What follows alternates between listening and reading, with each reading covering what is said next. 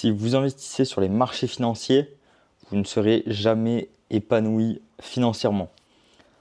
Donc là, je m'adresse uniquement aux investisseurs et du coup, je parle de mon background.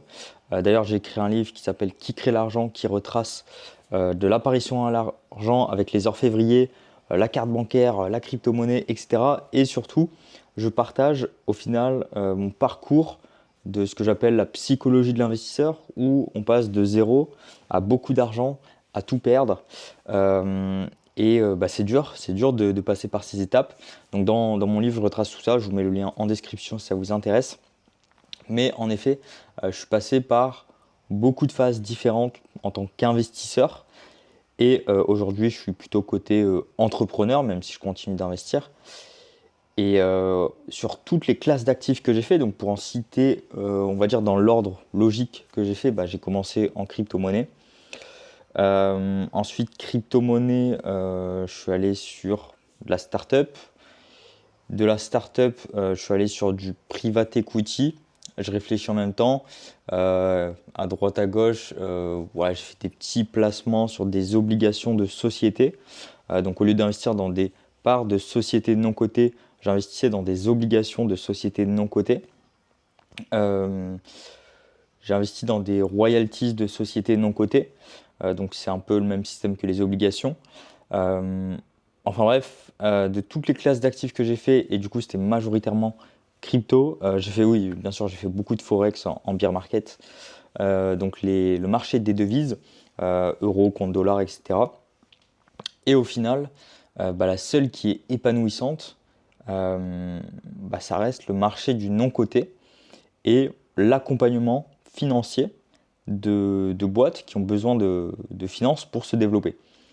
En fait, sur les marchés financiers, même si on met, peu importe, 1000 euros et on ressort avec 100 000, mais en fait, c'est pas un bonheur, c'est pas un épanouissement. Ça va être de la dopamine.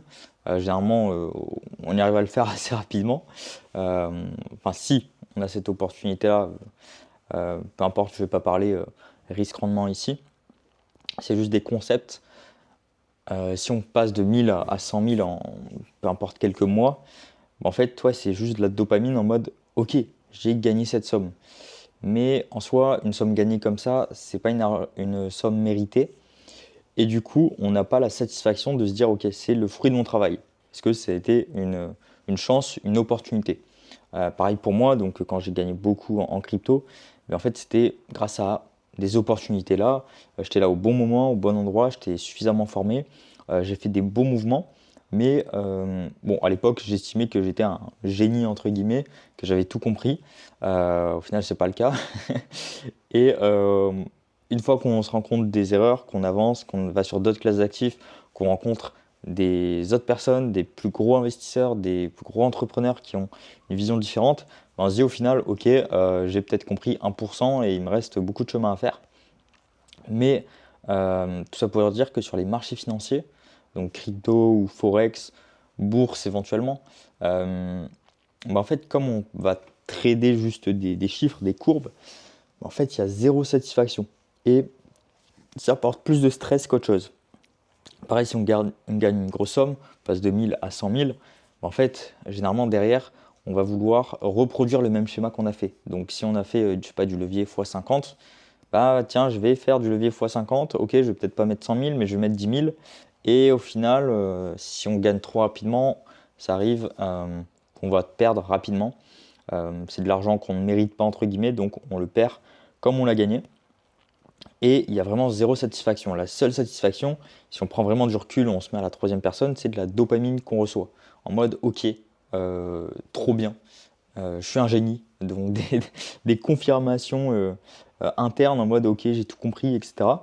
Mais derrière, il n'y a rien de long terme. Et le long terme, en fait, il est important dans la vision de l'investissement. C'est-à-dire que voilà, si on fait des coups, on va dire, sur les marchés financiers, par rapport, je gagne 100 000, 1 million, 10 millions, mais au final, concrètement, sur Terre, il n'y a rien qui a changé. Alors que si on accompagne financièrement une startup, donc concrètement, ça veut dire investir en startup, dans une startup, eh bien, en fait, la startup, on la voit grandir.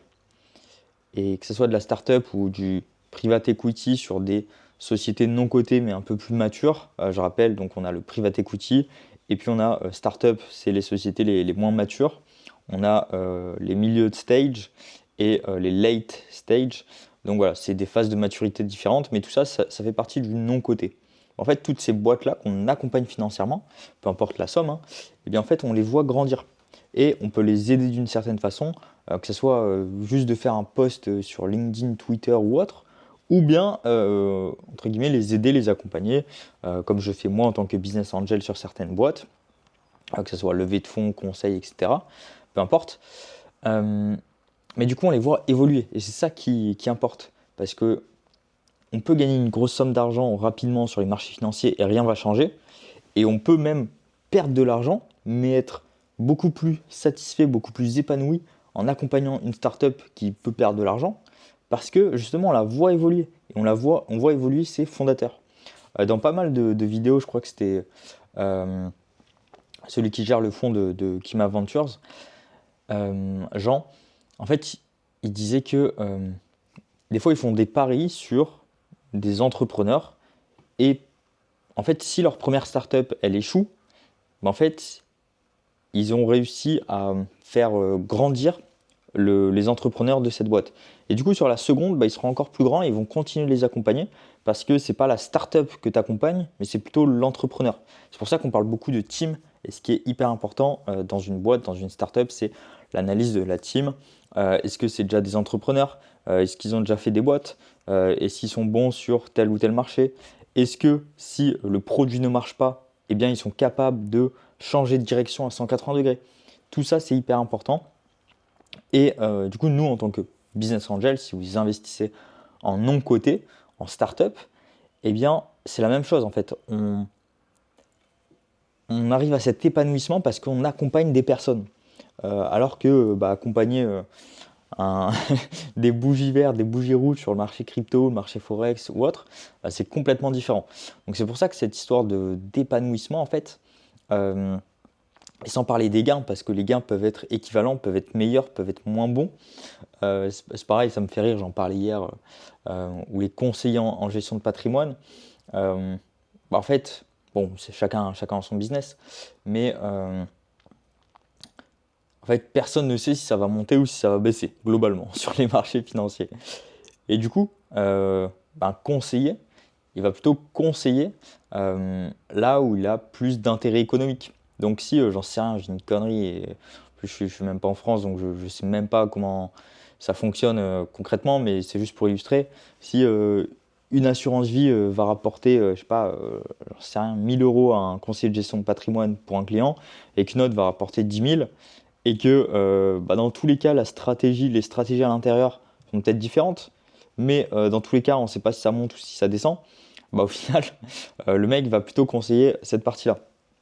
Donc c'est le même principe où en gros, dans toutes les classes d'actifs, dans tous les sous-classes, en fait, sur les marchés financiers cotés, on ne peut pas savoir si ça monte ou ça descend.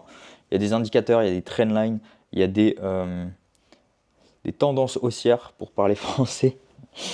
Et oui, il y a des indicateurs, des choses comme ça, mais à la finalité, personne ne sait.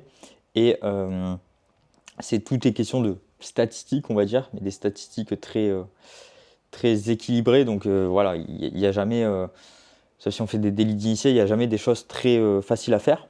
Alors que sur le non-coté, en fait, vu que la valorisation ne reflète pas le cours en temps réel, c'est pas un cours en temps réel, là en fait on peut investir sur des infos qu'on a avant les autres. On peut investir sur une team où on sait que ils ont réuni les meilleurs et ils peuvent réussir. Donc c'est vraiment là-dessus d'un point de vue financier où potentiellement on peut avoir alors certes il y a toujours un risque, mais on peut avoir des insights, donc des informations à l'intérieur en mode du CEO. Ouais, on sait qu'il a tel réseau, il a son personal branding, etc. Donc on investit avant la masse, entre guillemets. On a plus d'informations, donc potentiellement le gain peut être vraiment décuplé. Et aussi on s'épanouit, contrairement à un marché financier où ça va juste faire des bougies, peu importe, et on a zéro satisfaction à part la dopamine par rapport aux chiffres qu'on peut en tirer. Sur la startup, le non coté, c'est complètement différent où alors ça dépend de plein de choses, des boîtes, de la taille, etc. Mais voilà, le CEO est généralement accessible. On peut faire un premier call avec si on est investisseur. On peut partager des idées, on peut les accompagner. Et c'est ça qui me fait kiffer clairement dans l'investissement en non coté, en startup, en private equity. J'utilise plusieurs termes pour que ça parle un petit peu à tout le monde et que ça soit assez clair. Mais voilà, c'est oui, on veut gagner de l'argent. Euh, mais tant qu'à choisir entre si on met sur table en mode le même risque, marché financier, startup, alors bien sûr je grossis, hein, c'est juste le concept. Mais en fait, si ici on peut faire un x50 et que ici on peut faire, j'en sais rien, 5% par mois, bah, la finalité c'est, hormis le risque, parce que bon, il y a trop de trucs à prendre en compte, mais à quel point je peux m'épanouir. Et bah, nous, on est sur Terre sur une certaine période, euh, sur peu importe 50, 60, 70 ans, 80, 100 ans. Mais la finalité, c'est, ok, qu'est-ce que j'ai fait de ma vie en tant qu'investisseur? J'ai gagné de l'argent avec des courbes, j'ai tradé la matrice informatique, peu importe. Ou alors, j'ai accompagné des startups et des humains à évoluer, à entreprendre, à créer des choses sur Terre qui peuvent potentiellement rester après ma mort, entre guillemets. C'est comme ça que je vois le concept et c'est pour ça que en fait, l'épanouissement, pour moi, il ne peut pas passer par le trading, entre guillemets, pur sur les marchés financiers, mais par le marché non coté.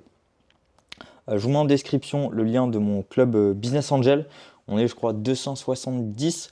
Pour l'instant, c'est gratuit. Je fais pas trop de contenu parce que j'ai pas trop le temps en ce moment.